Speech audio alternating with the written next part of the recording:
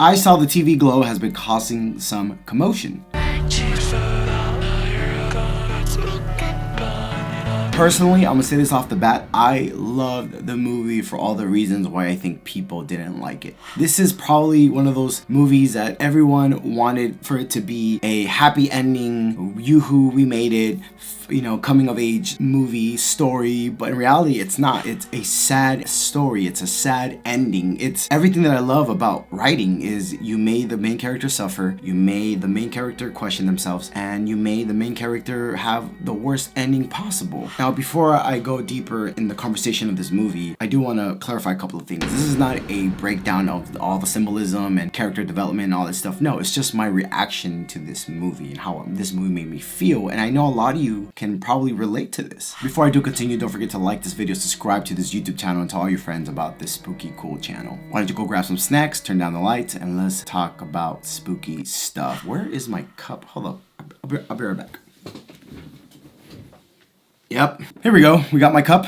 Let's drink some water. Let's get this going. Oh, and spoiler alert, if you haven't seen the movie, go watch it and then come back and watch this movie, because I will be talking about everything and anything that happened in this movie. I Saw the TV Glow is Jane Schoenberg's sophomore movie. The movie is pretty much about a young boy and his coming of age story, and his friend, I would say best friend Maddie as well. And things like these are the two most awkwardest people I've ever met, and I think everybody has had that phase in their life where they were this awkward. And what made these two become best friends is a TV show called The Pink Opaque. The Pink Opaque is pretty much everything that the 90s TV sitcom is and was. I saw elements of Sabrina the Teenage Witch, I saw elements of Are You Afraid of the Dark, I saw elements of Buffy the Vampire Slayer, which the director themselves has said that inspired The Pink Opaque. So I see a lot of TV references of when I was growing up. Now, nostalgia is a hell of a drug, and I am 100% on that drug. I love everything, anything that reminds me of my youth, my childhood, more my childhood, because I remember watching the 90s Nickelodeon era. I remember watching the 90s era of Fox Family, which we had some great shows on that network as well. And for sure, Jane did a great job putting all that reference and nostalgia in The Pink Opaque. There's something I learned when I was getting my English degree, and that is you make the main character suffer. There has to be some kind of tension, some kind of fight in this character. And Owen, he's fighting throughout the whole movie. I don't know what the heck is going on, but in the movie you see that he doesn't have the best relationship at home. His mom eventually passes away, and his father seems like he's the biggest douche ever. And that just breaks my heart, because I am someone that can say that my relationship at home has always been amazing with my parents. I am one of the few people that can say I love my parents, and I had the greatest, bestest to this day relationship with my parents. But Owen didn't have that, and I feel like Maddie as well didn't have that. And my thing is that now I'm gonna say this right now, and I'm gonna be honest with y'all. I knew that there was some kind of subline or some kind of overtone of homosexuality, being gay or queer, and you know, the LGBT community, all this stuff, before I knew that Jane was a transgender themselves. Even with Maddie, for a while, I was like, I don't know if Maddie identifies as a gal or a boy, or what's going on there, because this is probably the most neutral, I guess, character. I want to use by non-binary, but I can say it was probably one of the most like middle. Wasn't tomboyish, wasn't feminine. It was just Maddie. And when I noticed that, I was like, okay, there's some underline here. There's some overtone of queerness here, and I'm like, sure, hopefully we can get an exploration of this. And then after watching the movie, I did research on Jane, on the director and writer of this movie, and then I was like, oh, this makes total sense. And I think this is why this movie is so divided, and it's not, I don't think it has anything to do with queerness or the queer undertones. It has everything to do with identity. This movie for sure fights identity crisis. Owen is fighting with his identity. He can relate to a show that seems to be more targeted towards girls than guys, especially with all the colors, and you know, let's be honest, pink is not the most masculine color, and that's okay. I love wearing pink, but growing up in the 90s, pink was very feminine.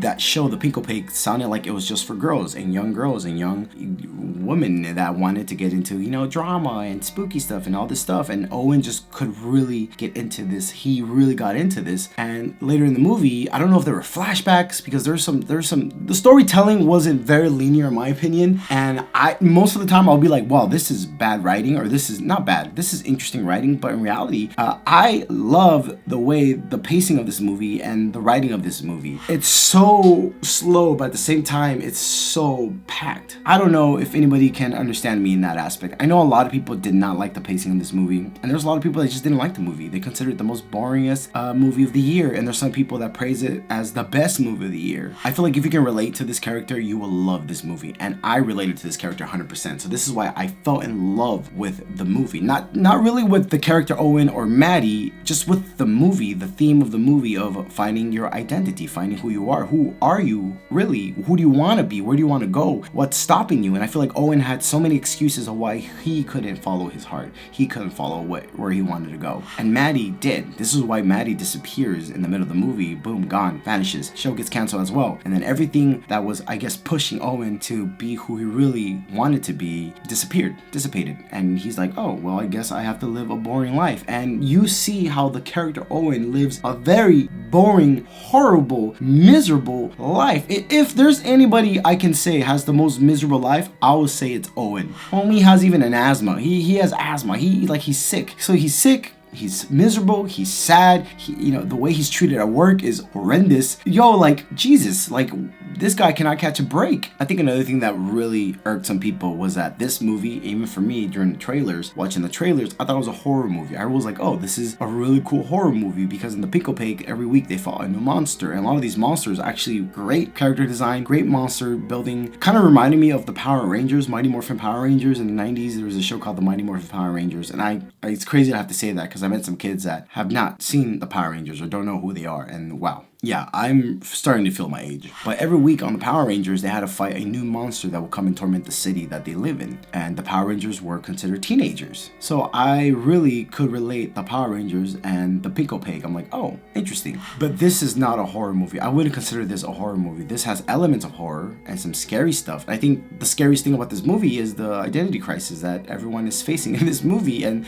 the way that nobody is really happy. That is probably the most scariest thing anyone can watch or anyone can experience. It's not the monster under your bed, it's the reality of your life. The movie does end it's not a happy ending, y'all, and I really want to emphasize how the main character does not win in this movie. In my opinion, the main character loses. The main character is gonna live miserably for the rest of their life. Owen ends up working at a so-called Chuck E. Cheese of that universe, I guess, and he is breathing hard, he is aging, and they're singing happy birthday to this kid that rented out one of the rooms. It's very Chuck E. Cheese-esque, and all of a sudden he just has a mental breakdown. Everybody freezes in the room, but he's screaming, he's yelling, right? Goes to the bathroom, and in the bathroom, I guess he opens his shirt, and when he opens his shirt, I guess something comes out of him, which is like his identity, who he really is, who he really wanted to be. And I guess he finally accepted that he is not who he wants to be, and what he wants to be is inside of him. But the movie ends with him walking out of the bathroom, apologizing, saying, I'm sorry, nobody really cares or notices him, and then the movie just ends.